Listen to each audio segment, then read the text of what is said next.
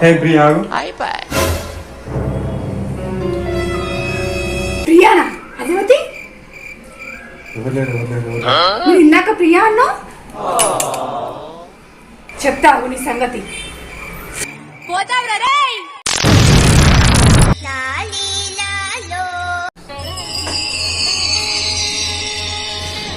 మొత్తానికి దాని నుంచి తప్పించుకొని సచ్చి స్వర్గానికి వచ్చిన.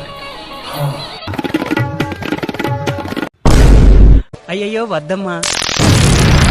అమ్మ బాబాయ్ ఏమండి ఎవరి ఆ ప్రియా చెప్పండి. సచ్చి స్వర్గానికి వచ్చినప్పుడు మీరు ఎవరు పెళ్ళాలు